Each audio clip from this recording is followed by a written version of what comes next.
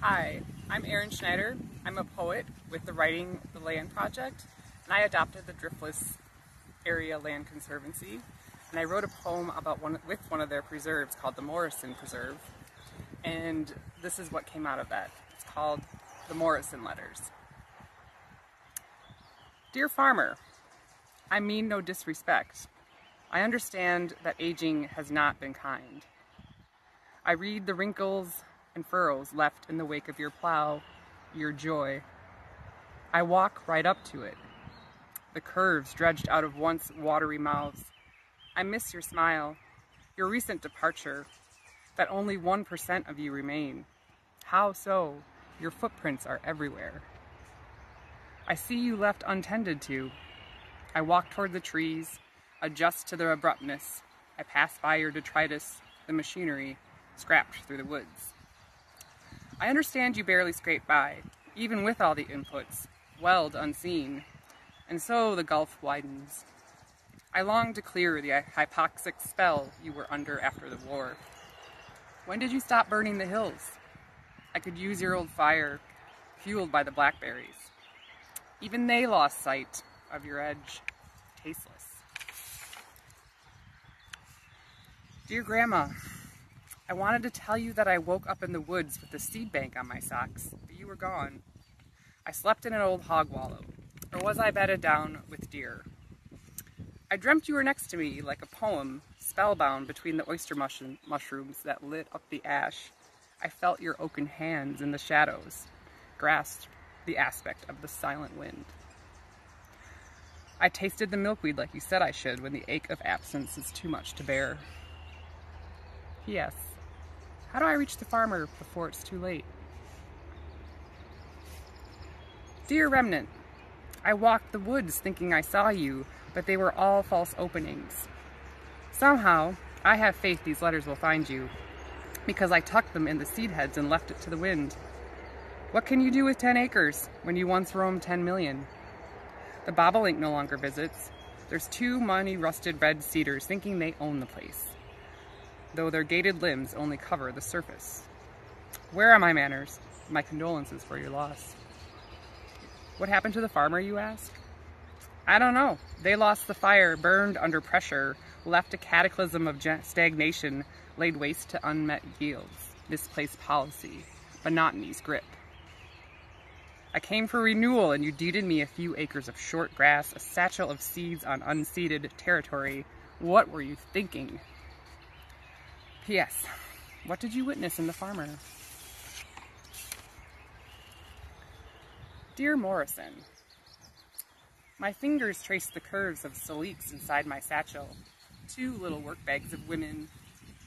I release the ghosts of Grandma's consulates, their tufts of white silky hairs, and with radicals at the ready, they streamline into the mid-level jet and balm the remains of stubble. I watch the drift. I want to go back to the wallow, to sleep with the fur bearers, eat oysters. I feel eyes ablaze. I strike a match. Hi, I'm Erin Schneider. I'm a poet with Writing with the Land Project, and I'm here with the Sartison Preserve, stewarded by the Driftless Land Conservancy. And I'm here to share a poem that I wrote with this place, called Outcrops. 1. Out of bedrock, I catch a glimpse of its spirit flit and light up the sandstone. Points of minerals scintillate under a soapstone sky. Out of sediment, I admire the heft that only water on rock can interpret. Its body taking shape flows in the veins of a century-old oak root. It treads light, not yet hardened. So begins the outcrops of a creative life. 2. And now you are of the ground traversing, boulder fields where maples and masonry anchor eternity. Somewhere, a cave, where isotopes reveal the jut of your rocky existence. I try to make sense of this russet decay. 3. I bent skyways, diving in with the intimacy of eroding stardust, so others may climb, perch, and dance, play with point of view, see the scene by scene, and surface amongst deposits of change. 4. Now, tilted in prayer, humbled by the river, its ooze and outwash outstretched like alms, circle in unspooled sediments of a remnant sea. I enter its cool body, deposit prayers in passing to the unidentified skulls and femurs scattered along the trail. I feel their last frost-filled breaths. Imagine a bridge for bones to merge with the stratum of the stream. With no tide to rest such weary words, I pray for life's continuity. Give me a sign, a vein to interpret the weathering of it all. A fish jumps, catches a water boatman under a mackerel sky. It's a good day to sail. I pray for an animal way of death. 5. And holy hot damn, the river is suddenly something different. She wears its rivulets of wet satin, awash in the intimacy of the eternal. Her veins change to feed roots, polish rocks, carve caves, move arrowheads, keep vigil for the boneyards of trees caught unaware. Oh, how she loves the splash and release, the making of curves, the bending of boulders, the warmth of being captured in moss. She hears the whisper of leaves, float their secrets to the sea.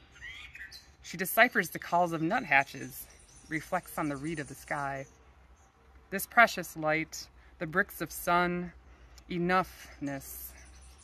She could answer all the eddies in the backwaters, miss the beaver's companionship. Damn, how it could house strangers, bring life to the party. She would need to go underground and perch before springs, surface at the base of bluffs, always the bluffs, for a point of view and a chance to risk exposure. All things I wish to be. Bless this power to move with earth.